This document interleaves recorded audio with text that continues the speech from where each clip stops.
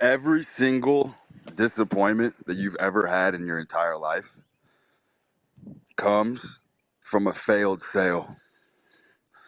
To some degree, your marketing sucked and you failed to close. Doesn't matter what it is. Doesn't matter if it's intangible, tangible. Doesn't matter if it's fucking alchemy, non-alchemy. Doesn't matter what the fuck it is. Every disappointment in life comes from a failed sale of some sort. And if you're familiar with my work, you know that I'm a huge proponent and advocate for gratifying your whims.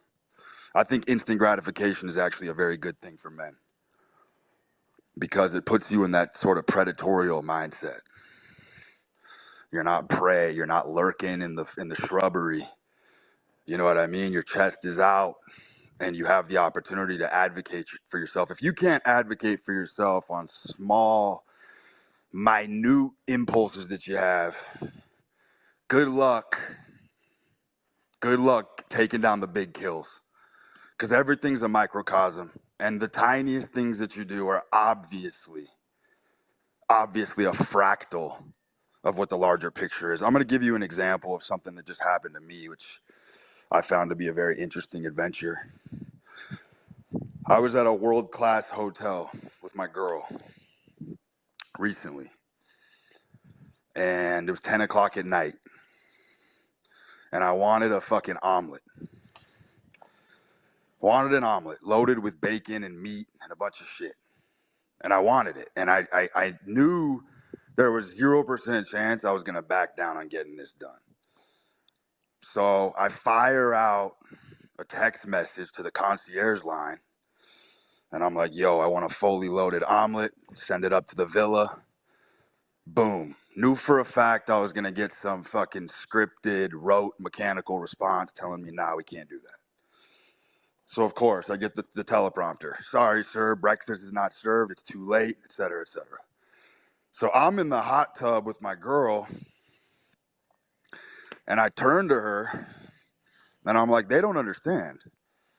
I was like, I'm not. There's no way this omelet's not getting delivered to me right now because I want it. There's no way. She's like, what are you gonna do? I was like, I'll tell you exactly what I'm gonna do. I'm gonna strap on my fucking sable robe, and I'm gonna fucking throw on some fucking slippers, and I'm gonna twist my whip down the mountain, and I'm gonna waltz right into that lobby, and I'm gonna get them to fucking cook up this omelet. And I'm gonna make a spectacle out of it, by the way, because you gotta understand, when I sent that text message, I landed a glancing blow. I knew it wasn't gonna be a knockout punch, but I also love the idea of utilizing rejection to sort of build up a little bonfire. You know what I mean? It's very personal to me. I'm a gamer. I'm a gamer in my blood. I love the game. I love it. So if someone says no, because you got to understand, when they're telling me they can't make the omelet, all I hear is that there's a difference in perception here. Logistically, I know how easy it is to crack open some whole eggs and throw it on a fucking skillet. I know logistically this isn't a problem. This is a perception problem, right? It's dusk. It's nightfall. So there's a mechanical ablation here that's preventing me from getting what I want simply because the clock is ticked in a certain direction. Now, I know it's a perception problem. And I also know another thing. I know if I go down there in the robe and slippers, because the restaurant was buzzing, by the way. It's like a 5-star restaurant. So motherfuckers were in there in slacks, suit and tie, 3-piece suits. I wanted to go in there disadvantaged and handicapped just to prove to myself that I could get this done, right? Because it's personal. And if you can't get small things like this done and you are readily taking no for an answer, you're never going to get the big kills. It's just not going to happen for you. So I throw on this fucking robe. Looks like I'm wearing a fucking bearskin. Literally a fucking black bearskin. Throw on those furry little fucking slippers. Strap up. I get down there. I'm on a fucking mission. I walk into the lobby, I'm immediately deploying every fucking cavalry I can find in my vicinity to help me fucking track down the GM. Hostess, I point at her. I'm like, hey, I need you to find the GM. Boom. I'm recruiting servers. I'm recruiting bus boys. Everyone's crisscrossing. Everyone in the restaurant is crisscrossing, trying to find this guy, track him down. I've got a fucking search party. Literally fucking rallying a search party. Standing there in a fucking bearskin. Wild-eyed. I have to get this done. I just have to because I love the game, and the only satisfaction I get is from winning. Don't care how small, don't care how petty, it all starts from there. That's the focal point. So GM pops out, comes over to me. He's like, what can I do for you? Put my hand on his shoulder, look at him deadpan, right in his fucking pupils. And I said, brother, and understand tone is everything, right? Inflection in your voice, the way you're doing things, the aura. The aura, you can get away with bloody murder if the aura is congruent. Understand that too. There's no faux pas. You know what I mean? Like it's very hard to have a faux pas if your fucking aura is correct. You can pretty much say whatever the fuck you want. So I looked at this man in the eyes and I said, hey brother, I said, I am not leaving this lobby until we get 2 fully loaded omelets sent up to the villa. Now let me explain something to you. Service workers, most of those shifts are incredibly dull and boring.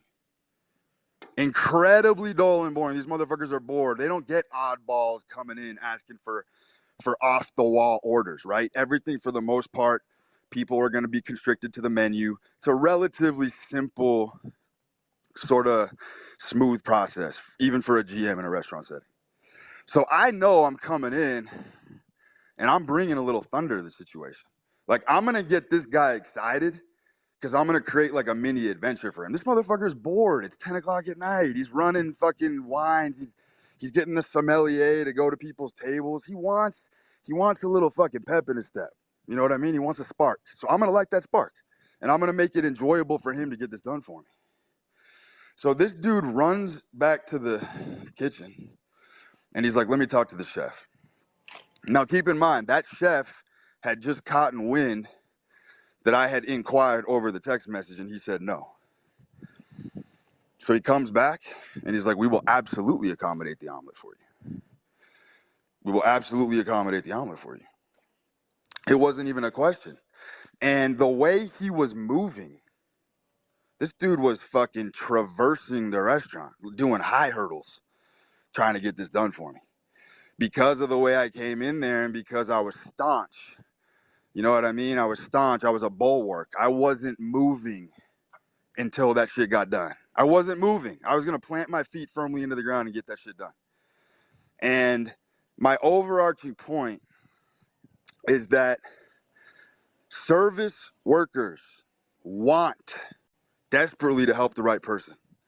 If you have the correct aura and you seem like someone important, and I want to emphasize, I want to put an asterisk, bold, italicize, and underline the word seem. If you seem important, motherfuckers will move mountains for you and they will enjoy it. People want to bend over backwards to help people who seem important. They want to. They want to. If you ever catch yourself, if people in customer service give you that grimace when you ask for their help, then your aura is not correct. They should never grimace. They should be delighted. Customer service workers should be delighted to help you, especially when you put them on a wild goose chase because it's unconventional. It's unorthodox. They're bored. They're bored to tears. They're watching the clock crawl. They cannot wait to get home. They're begging for someone to come in and shake some shit up. You know what I mean? So if you're a wily character, if you're a wily and woolly character and you have oddball requests, these motherfuckers will go on a mission for you. Of course they will. It passes the time. It's interesting. Oh, this guy's fucking demanding an omelet at 10 o'clock at night. When's the last time that happened? Probably never. So you want to talk about sales, right? That's what I just outlined for you is multi-million-dollar advice, by the way. And I dropped it on your head for free. It's multi-million-dollar advice because what you have to understand it's a perception problem. It's almost never a logistical problem. The logistics are easy with shit like this. But there's a perception problem, and you have to interfere with that loop, and you have to interject yourself and intertwine yourself and enmesh yourself. You have to be a gamer. You have to love the game. You can't take no so easily. Everything is malleable. It's mushy. Life is mushy. Reality's mushy. And if you don't mind getting into the marsh and getting your fucking boots dirty, you can completely change the complexion of every game that you're playing. It's always transmutable. That's the beauty of it. That's the beauty of it. When someone tells you no, you got to come at it from a different angle. Now, obviously, it helps when you fucking waltz into a restaurant and you're fucking built like Hercules and you're 6'1". Obviously, those characteristics help. But understand this, and I tweeted this yesterday. You know how I said being a millionaire is a mental construct? It is. It's a mental construct. You cannot be a millionaire on paper until you're a millionaire in your head. It's a fact. Size is also a mental construct, right? Height is a real construct. Like you're gonna be, your genetics dictate your height, but size is a spiritual quality. You know how there's little motherfuckers, how when they're in the room, you'll be looking at a little guy, but he's spatially large. It's hard to comprehend. It's even hard to articulate, but the guy just takes up space, but he's little. That's what I'm talking about, because size is internal. That's why these roid monkey motherfuckers never win, because the size is internal. Like, your size has nothing to do with your muscle bellies. It's got nothing to do with your insertions. It's got nothing to do with your aesthetic. It's an internal self-image thing. That's how big you are. And that's why these roid heads are fucking juicing and doing all this shit, because inside they're little guys. They're tiny. They're fucking chihuahuas. Little fucking chihuahuas running around. And what happens is when you try to artificially bloat and inflate your size, what happens is you end up comparing yourself and feeling less than your smaller counterparts, which is fucking intriguing as hell, because if you really think about it, these motherfuckers that are massive, they'll look at a dude who's smaller than them and more shredded, and they'll envy him. They want to be that guy. Fucking bizarre little perturbation there, right? Can go on and on with these sort of vignettes, because there's a lot of wisdom to demystify in a lot of this shit. A lot of wisdom to demystify in a lot of these behaviors and mechanisms and shit that you see people do. Now, I love when we just fucking jump from topic to topic. I was thinking about my bio this morning. I was smoking a cigarette. And it occurred to me that Buddhism, and if you're familiar with my work, you know I've bastardized Buddhism in the past. And I was kind of laughing. I kind of chuckled to myself because I read my bio. I was like, Benjamin Franklin disrespecter. What does that mean? It means I'm disrespecting material, right? It means I'm disrespecting cash.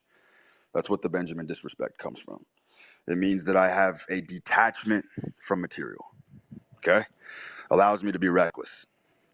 Now, what occurred to me is that Buddhism is probably the apex philosophy.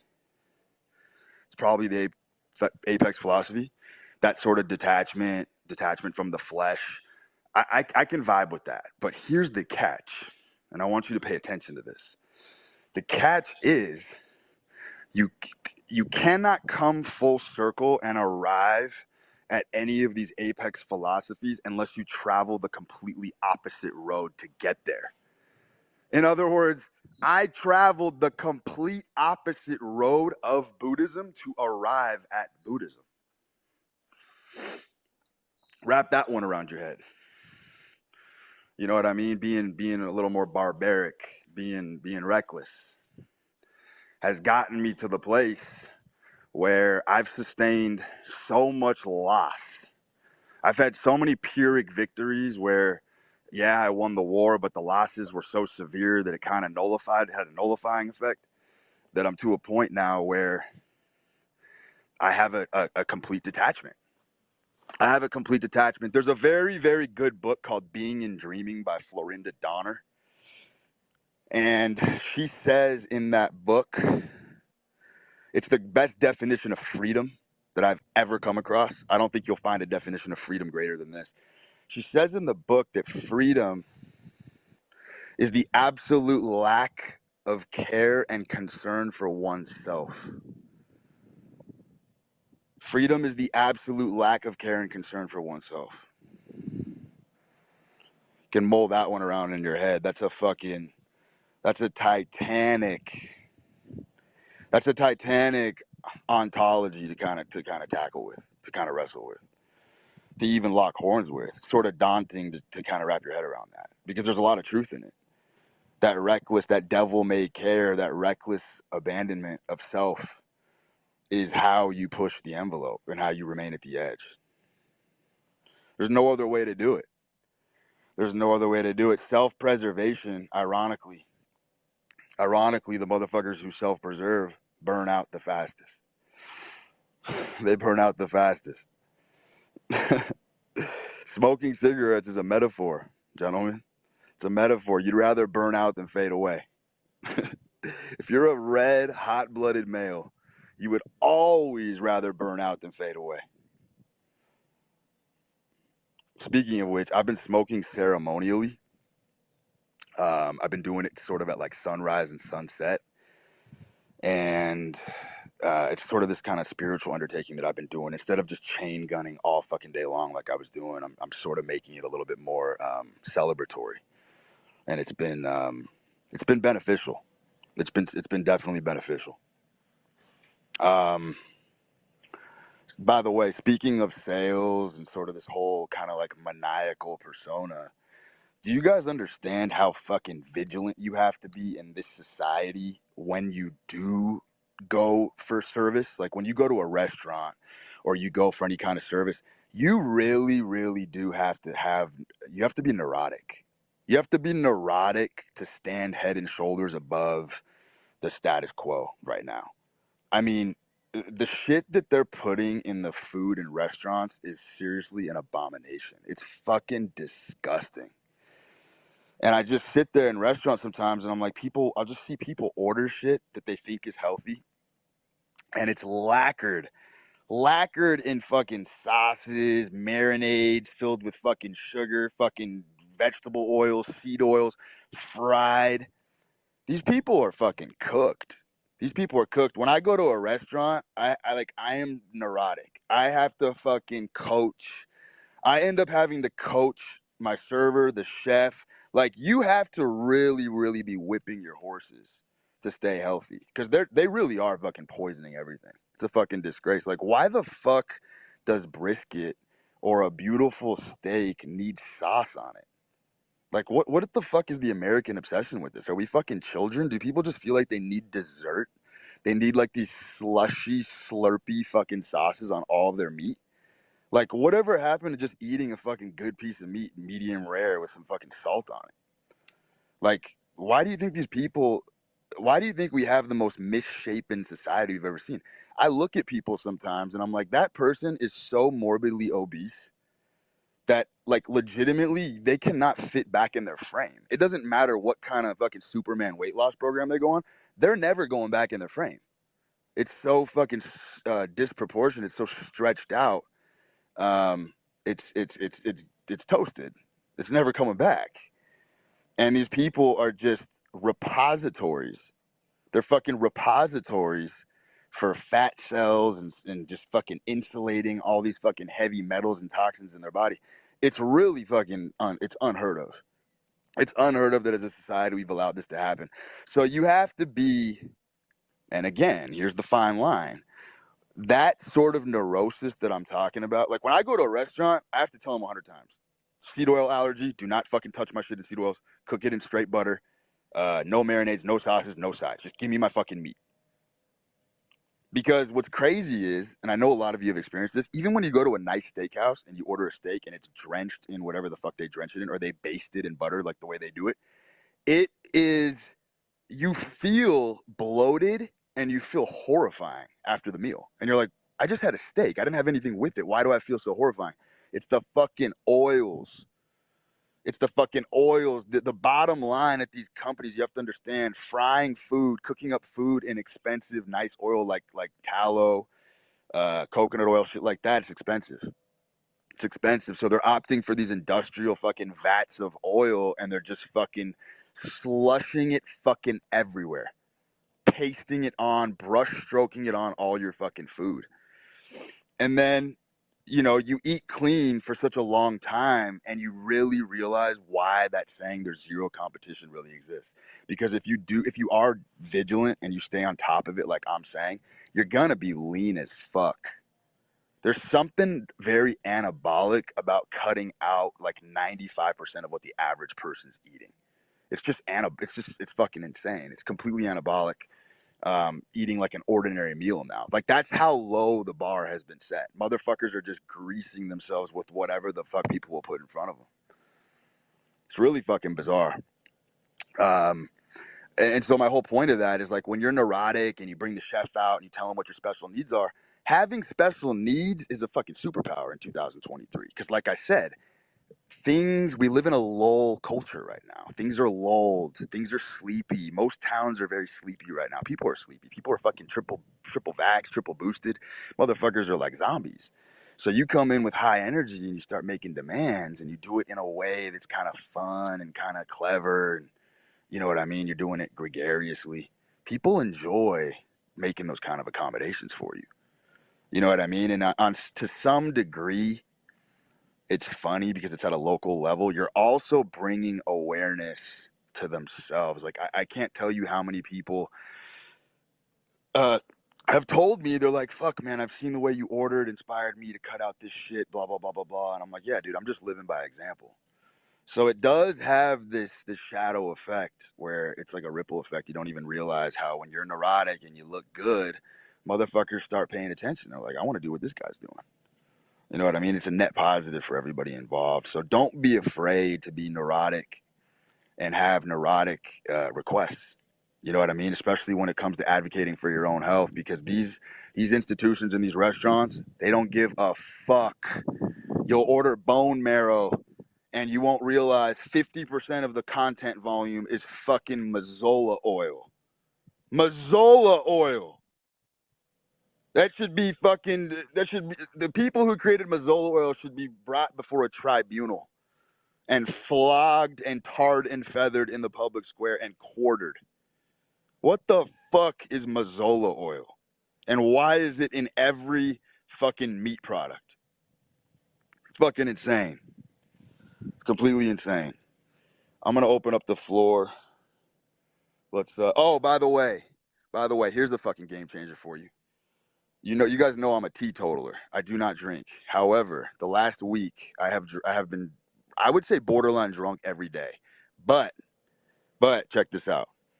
Organic biodynamic wine. You got to have both of them. Organic biodynamic wine is fucking God's nectar. There's no after effects. You can drink fucking bottles of this shit. You don't get a headache. You don't get hungover the next morning. Even the fucking buzz is very solid. I will tell you right now, conventional wine is disgraceful. You're drinking dead wine. There's like 75 to 80 chemicals in a bottle of conventional wine. I don't give a fuck if it's 30 G's. It's fucking rancid. They put sawdust and fillers and all sorts of weird shit in wine. The organic biodynamic boutique farms, they do a thoroughly fucking good job. The soil's living, it's biodynamic. I'm not claiming wine is healthy because I'm not one of those guys. However, I will tell you that there is a clear distinction in the way that the body responds after drinking that shit. So do yourself a favor, go get yourself some organic biodynamic wine. Fuck, I've been lifting on that shit and I have no problems. Like my fucking awareness, my acuity's completely on point.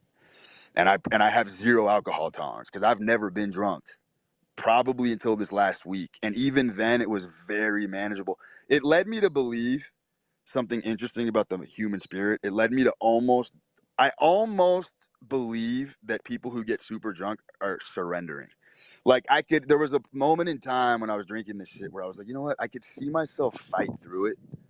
Like there's sort of like this window where you get the perception that, look, I could totally go toe to toe with this force right now, and I could overcome it. Like I'm never gonna let myself be in a fucking drunken stupor. I'm not slurring my words. I like, you know what I mean? Like that. I feel like there is a tipping point where dudes just completely give in, and I think that's my whole foray into substances in general, which I have not been that experimental, but certainly cigarettes. The wine thing is recent. For me, coffee was definitely one of them. I just enjoy the battle. I enjoy the internal battle of sort of that conflict resolution process, and just not succumbing to the impulse is what I want to say. Coffee's crazy. Like if you drink I think Voltaire was drinking 12 cups of coffee. If you're drinking coffee all day, I mean, you're literally in World War III internally. You know the feeling. You're crawling out of your skin. You're jittery, and you're just fighting for dear life not to let it fucking consume you. I gotta light up another cig. I'm gonna take some questions. I want to treat this kind of like a food fight. You guys can just fucking take this any direction you want to go, and I'll steer the ship. What's up? Yo, big fucking fan, dude. All right, first thing I want to get off my chest. When you said about drinking, right, and like fighting that force toe to toe, when I recently started working out more intensely, I realized that I could actually drink more and go more toe to toe with that force. I was at the bar and I was like, huh, I could go. I'm looking at this cute girl, whatever, right? I'm like, dude, I could actually like drink more. You know what I mean? Like before, I was like, like 3 beers, but I was like 5 beers in. I'm like, I could actually drink a little more. And I think, just playing with that intensity in life maybe just makes you want to level up in all aspects, even when you're fighting like spiritual forces. Number two, you had this point you made like a long time ago where you were saying that like effete males and like weird chicks and like, the blue haired people are like our friends. I want you to elaborate on that because I can smell you. Like I've hung out with a lot of like trans kids and like fucking trans men, whatever. And it definitely changes the vibe of the party, especially like when they like want to have sex with you or like, you're about around a bunch of weird girls and they got the weird girlfriends, the dynamics all change. And I want to know how they're more so our friends because I Oh, mean, when they're I told obviously you, not our enemies. when I said that the fringe culture, like the carnival freaks, are our friends, not our enemies. Yeah. Like I want to Because hear more on that. I feel like a lot of people want to like shun them out when I'm like, they're good people to hang out with. I don't know why first they of would all, be. first of all, they are. First of all, they are. I'm obviously very right leaning. However, let's understand Okay. something. Let's understand something. First of all, Mm-hmm. let's get into this for a second. Let's go. All right. So the right, all of us are pretty health conscious. We love fucking, sustainable food. Fucking, we envision green pasture, shit like that, right? Who the fuck? This is fucking critical thinking question. Who the Right. fuck are the arbiters and conservers of the fine arts, the culinary arts, the fucking organic wines, the pastures, the fucking farm to table restaurants? Who are the purveyors of that culture? The fucking liberals. Yeah. Okay. Where the fuck do we get most of our food from? The liberals. These people do not fucking understand that a lot of the fine arts, a lot of the things, if you have high taste that you enjoy, the aesthetics, the fashion, who the Mm-hmm. fuck are the progenitors of all that? It's the fucking liberals. Now, Yeah. I think it is lame and very mentally retarded to completely um look, man, there's goodness on both sides, okay? There's goodness on both Yeah. sides. But here's my point. The blue-haired people, Mm-hmm. the women with Yeah. tattoos, the sluttery, all that shit that's going on right now, they Yes. are Yes. our Yes. friends because women are the signal Women are the beacon in the sky as to where men have fallen. So my point is, Mm-hmm. they're Mm-hmm. part of the necessary correction, and they're actually bringing us. See these women, these crazy feminists and Uh-huh. shit like this. Like they're part of the acceleration. They are they are the Leviathan. They are pulling us down under the toe into the inevitable brink of destruction, which is what we need to rebuild. Because we all know the culture that we're in right Yeah. now, it's not sustainable. This shit's gonna crash and burn and it's gonna be Yeah. No. spectacular. So they are your friends because they are drawing you closer to the Ragnarok, to the great deluge. They're like Correct. The Dionysus. great deluge, the great flood is coming, and these people are your friends because they are ushering the era in quicker than it would ordinarily become. They're a Mm-hmm. I necessary part of see. the correction, brother. So when I see these lunatic feminists, Mm-hmm. I'm like, I completely understand what you are craving for and what you're screaming for right now is a Uh-huh. finer class of men with a more iron fist that are going to come in and smash the fuck out of this culture to a million pieces so it can be rebuilt. That's all they're Yeah. crying for. They're crying for Yeah. the genetic redistribution of a new warrior Uh-huh. class of men who are going to come in and restore order. That's exactly where it's all headed. It's a fact. It's going to happen. And it's beautiful. Trump was the tip of the iceberg. Trump was not near mean enough. And Yeah, he was and smashing people the thought he was fucking mean, fourth wall, all of that course. shit. And people thought he was mean, right? He was what was he doing? He was disinterring the fourth estate. He was an agitator. Great. However, motherfuckers don't understand what real mean is. Go read about General Custer if you want to see what a mean motherfucker looks Mm. like. So, and look, like we can go on and on with this. Anybody in politics Yeah. right now who actually thinks a Republican will ever be president again during our lifetime is literally on crack. They'll never let it happen again. It's elections are rigged. You're a moron if you vote. It's not happening. It's not happening. I've actually been telling a lot of liberals to get even more right wing, just to like, sharpen their edge and just know a little more. Like, I told this one trans girl, I was like, originally she was a guy. I was like, you should like start writing more and journaling more, because like that power, once you put yourself through those like philosophies and stuff like that, you'll be unstoppable. It won't even matter what people think you are, because you're just gonna know so much. You're just gonna maneuver in ways that nobody can stop you. Correct. Correct. So look, man, like you start to get to a better vantage point in life. You start making money. You know what I mean? Your taste Mm-hmm. level starts to increase. Your aesthetic preferences Yep. increase. You want a Yeah. $40,000 throw rug for your living room. Who's gonna sell that to you? It's a fucking liberal. You want the Yeah. finest. You want Yeah. the finest fucking cuisine on planet Earth. You know who's gonna create that for you? A fucking liberal. So this Yep. whole fucking mentality of us versus them is really fucking gay right now. It's really gay because it's not even Mm-hmm. real, dude. It's all fucking Agreed. WWE. Agreed. It's kayfabe. It's kayfabe. It's lame. It's not real, dude. Yeah. It's all fucking. This is all manufactured. Politics is so fucking gay. It's really gay. I got one Yeah. more for you, if Go that's ahead, man. okay. It's a good discussion. All right. So I had this. I was listening to you, and you were talking about how Bruce Wayne is actually Batman. And he puts on the mask, he becomes the person he really wants to become. Right. I've been in this state all my life. Right. I'm 22 years old. I've been in this state all my life where I just whatever I wanted, I got. But I've gotten to a point, probably when I was like 18, that I started taking like losses, like actual losses. And then you win some, you lose some, you win some, you lose some. Right now, my losses are brutal, but my wins are fucking epic. And they're epic for me. I may not get $1 million in the wins. Hey, I try to throw parties and DJ and stuff like that. I'm an artistic kid, you know what I mean? Make clothes, all that good stuff, Uh, right? So I'll get some wins done, where it feels like a win for me, because I've been trying so hard to throw a party. I've been trying so hard to DJ. You know what I mean?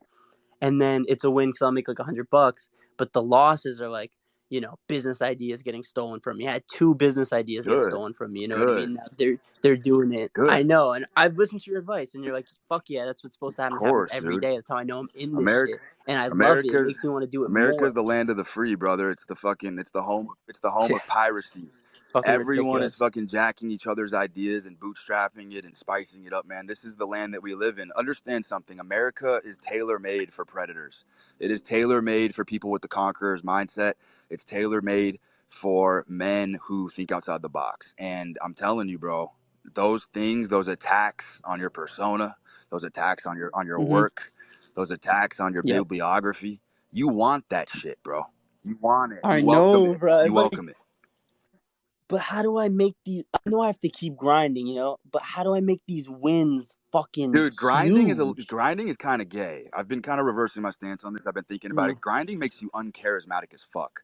People can smell it on you when you're in that grind mode, and you rock up uh-huh. to a smoky Like venue. you're faking it, Yeah, kinda. dude, it makes you very Yeah. uncharismatic. You know, I'll tell you something. I think most guys on here will agree with this. You make the most money and you get the most coochie when you're spiritually at rock bottom. It's just Yeah. fucking weird how it works, man, Yeah. because you let loose, and you're not holding on so tightly to your. I've I've had the best times like being broke as fuck, but going to the club and then like flirting with older chicks. Like that's how I've gotten most of my I love. mean, You I know think what I I think a mean? lot of people can relate to that. I think a lot of people can relate to that. Yeah. Um, your thing So kind of I don't reminded know. me of something that I wanted to share as well. That Go for it. um, okay, so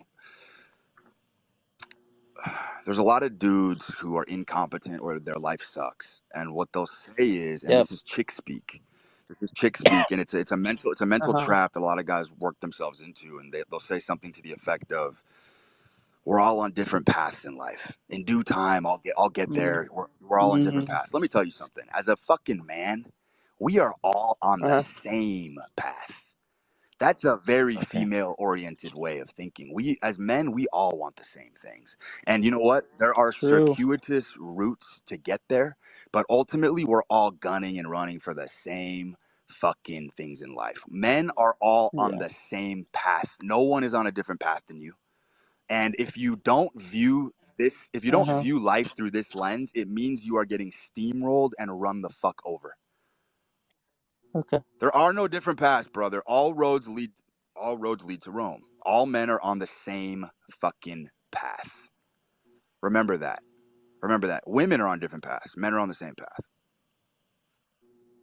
Do you think it's because masculinity is on the physical plane It's on the horizontal plane, and brother. then All the spoils and riches and okay. goodness and Okay. riches and enrichment and personal empowerment is on the horizontal plane for men.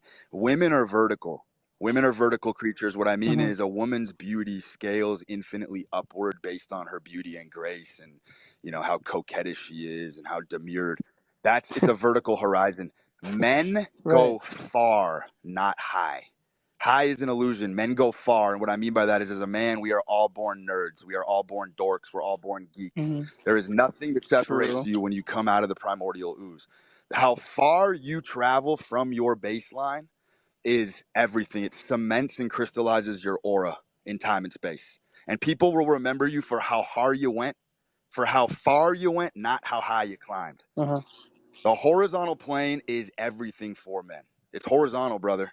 It's rhizomic. Go look that word up. The rhizome. It's the branch of philosophy where there's like a Rhizomic. bifurcation process where men split from that first personality that they have. The Okay. rhizome. It's a whole fucking branch of philosophy. Okay. It's interesting. What else was I gonna say? I had some fucking thunder. Oh, speaking of which, Mm-hmm. dude, this is fucking hilarious. I was supposed to be fielding a ton of different questions, but I just feel like I'm just gonna take the reins here. Yeah, Um, please. One thing that I've noticed among very All right. talented killers and just high successful motherfuckers, and I'm talking to everybody here, is war terminology. Like, oh, there's a war lexicon that these people use for very mundane events, like when you're taking a piss. Like, you know what I mean? Like, anything that you do, these guys talk in this very vivid imagery of war. When you're gambling, you're not gambling, you're Yeah. firing. When you're gambling, you're gunning. When Yeah. you lose Yeah. money, when you Yeah. Yeah. lose money, you need bullets in your gun, you're reloading. All Uh-huh. this fucking vivid imagery and terminology is what sculpts your mindset from a predator. It's what distinguishes prey from the predator. Prey people do not fucking talk like this. They don't talk like this. They feel Uh-huh. funny, but if it's natural to you and you've always been using word terminology, we're charging it like whatever the fuck it is, whatever the fuck. Even when Yeah. you're fucking taking a shit, you're dropping bombs. You know what I mean? It's like it's just It just Okay. Yeah. permeates the entire fucking fabric of the way of speaking. Everything is war based. It creates a chip on your shoulder. It creates an artificial conflict that has to be resolved. I do think the language that we use in business is extremely important. I Mm, laugh in the face of people who do mm-hmm. not understand that business is the closest cousin to war. It is the closest cousin to war. Of course it is.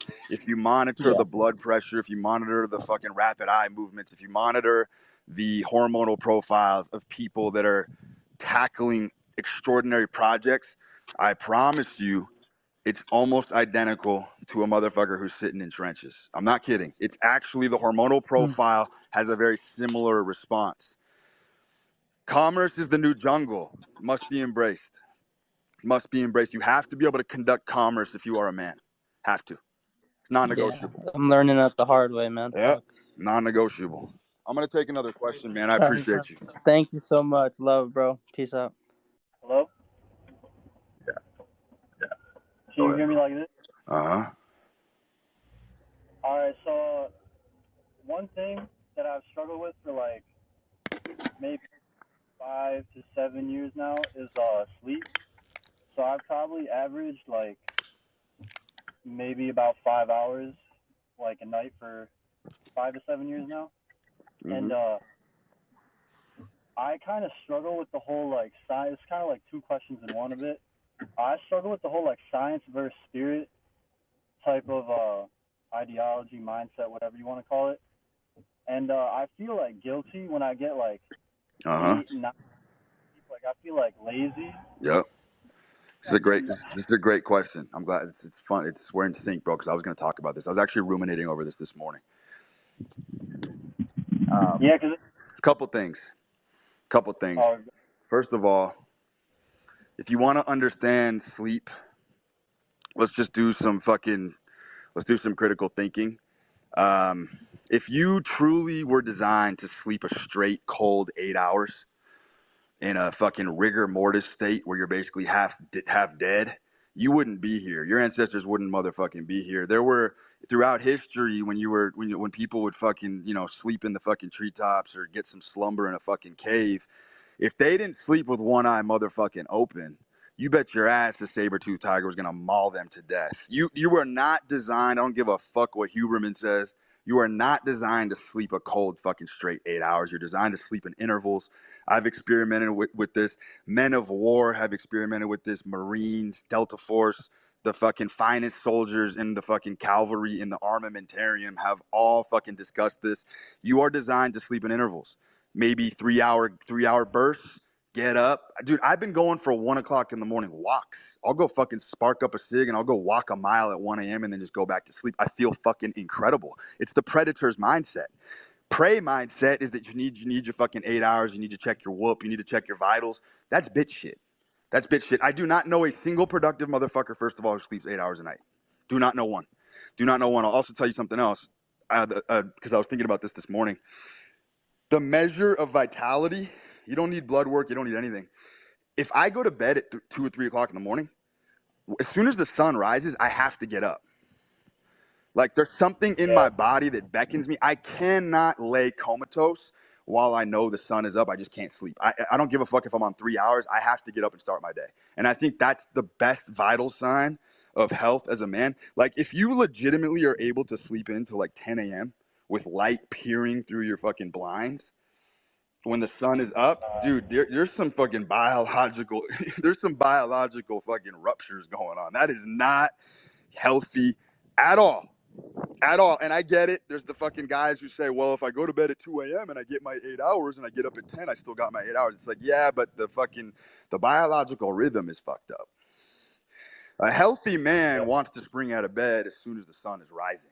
Nobody can convince me that that's not true because I've recognized it in myself. When I'm bustling and I'm clicking on all cylinders, I have to get up.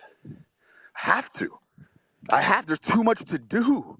There's too much to do. There's too much life force to extract. I don't understand how people can piss away their entire morning. Your day's gone. Like my boy, I was joshing him the other day. He slept until like 10:30. I was like, hey bro, you might as well take this day off your calendar. I was like, go into your iPhone and just delete this day. This day doesn't exist for you. It's over. It's already fucking 11 a.m. Your day is roasted, buddy. It's done. I remember Richard Marcinko. He was a trainer for the Navy SEALs. He had a quote. I forget where I read it. But he was like, we get more done before 5 a.m. than you motherfuckers get done in a whole day. And I love that quote. And I don't love it from the grind set perspective, because that's not really what I'm talking about. I'm just talking about being fucking solar charged. And when that sun, you know what I mean, splashes the landscape, your ass should be vertical. You should be on your fucking feet, pacing, you know what I mean, cooking up whatever your fucking dreams and goals are. So that's my 2 cents on that. I think interval sleep is the apex for men. I do not think you're designed to sleep a cold 8 hours. I think you're supposed to do it in intervals. Get up, fucking crack open a book under a fucking kerosene lamp, like whatever the fuck you gotta do, bro. But I'm telling you, those 2-3 hour bursts are fucking phenomenal. Especially if you have low systemic inflammation and your diet's on point and you're not carbing up. That's been the one benefit of the carnivore diet for me, is usually I'm just real strict carnivore. I don't eat vegetables. I don't eat fruit. I just eat meat mostly. I've noticed my need for sleep drastically reduces because there's just no systemic inflammation to flush out from the body. If you carb up, you're going to need more sleep for sure. Yeah, that's facts. Because if I go to bed at like 4 or 5, I just won't Nope. sleep. Like I'll be Nope. laying there. Done. Got to get up at 6:30. 100%. 100%. Yeah, It's vital, man. It's that fucking life force. It's undeniable. yeah. Because I don't know. Like I'm kind of fucked up because sometimes I want to stay up late because for whatever reason, but then I won't sleep because it's so late. And I've gone like 10 days without sleep because of shit like that, trying to like get my circadian back together. I just went like 2 or 3 days without sleep like days ago. Dude, It's it's fucking insane how just the perception, because the culture has hammered it and beaten it into you for so long, that if you don't get 8 hours of sleep, you can't perform. I think people really psych themselves out. It's really weird. Like, a guy will tell himself, he's like, fuck, I know I'm not on 8 hours, but I feel good. And then he just won't try as hard that day because he feels like some of his wheels are going to crack.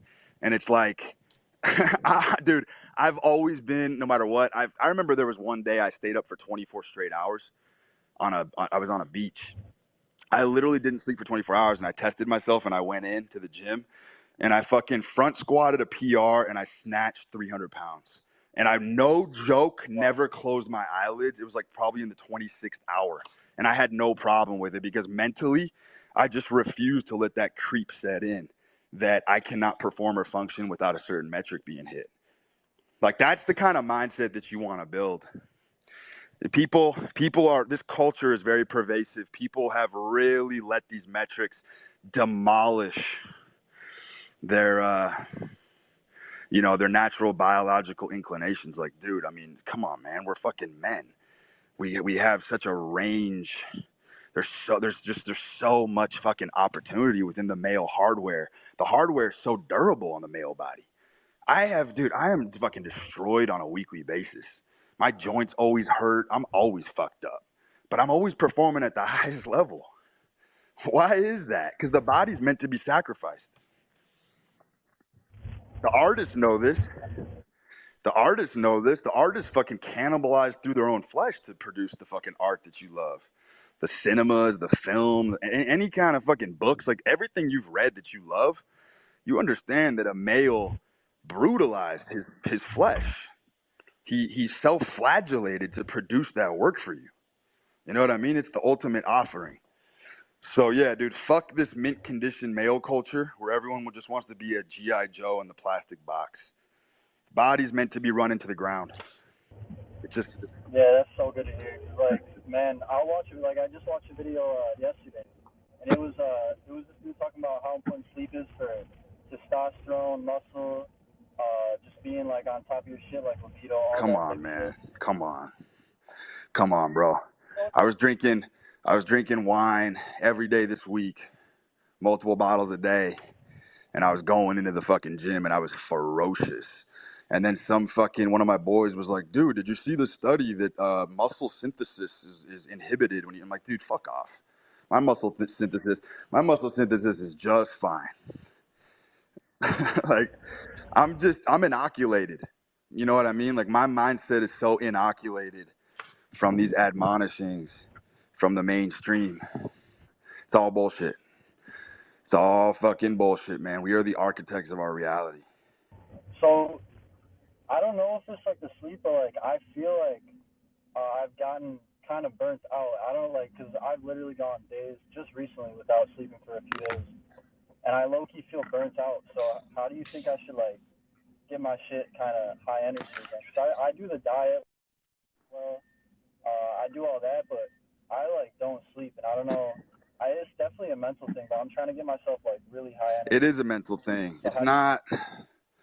Look, not being able to fall asleep is not a good sign at all. Because if you're master and commander of your life as a man, you should be able to command your body to do whatever the fuck you want it to do. Like I've always said, you can measure the mark and quality of a man by how fast he can put himself to sleep. That's a very true heuristic. Very good men, good, solid, foundational men with a strong constitution, they are able to command themselves to sleep very easily. And I do think that there is, if you're having trouble sleeping, I have a feeling that there is some unconscious, entanglement there that you need to fucking work through because um, you should be able to fucking tell your body, to instruct your body on what to do. That's a betrayal. That's a betrayal of the body. You know what I mean? And that's like, there's kind of nothing worse as a man than when your own body betrays you. It's a very, very helpless feeling. Very helpless feeling. But you know Yeah, what? but I was going to tweet this the other day. I don't think I've met an extraordinary man who has not beat some sort of tenacious or pernicious physical ailment. If you noticed, all great men, even throughout history, they all have one thing in common. There was a sickness, there was a physical sickness or an ailment that they had to sort through and they had to overcome it. Something about bodily sickness awakens men to God. It's interesting. Like when you are deathly ill, or you have a horrible flu, or you are under an immense amount of physical strain, that's when motherfuckers start praying to God and want to be left the fuck alone, in solitude and silence. It's a spiritual monastery. It's a spiritual monastery, and I do have a suspicion that's why men are drawn to low level toxicity and poisons like cigarettes, like drinking, because men, I think, unconsciously understand and comprehend that when you are experiencing low level poison, there's a hormetic effect. There's an upregulation. There's sort of like this counter response where you kind of feel enlivened. All men know what I'm talking about. When you're slightly hungover, or if you're fucking jacked up on stims, there is sort of this spiritual reconciliation. All men have discussed this, by the way, in myriad ways. Shakespeare, fucking, I mean, just go read all the greats. In many ways, they're discussing this very thing. They're just putting different metaphors on the table to describe what I just said.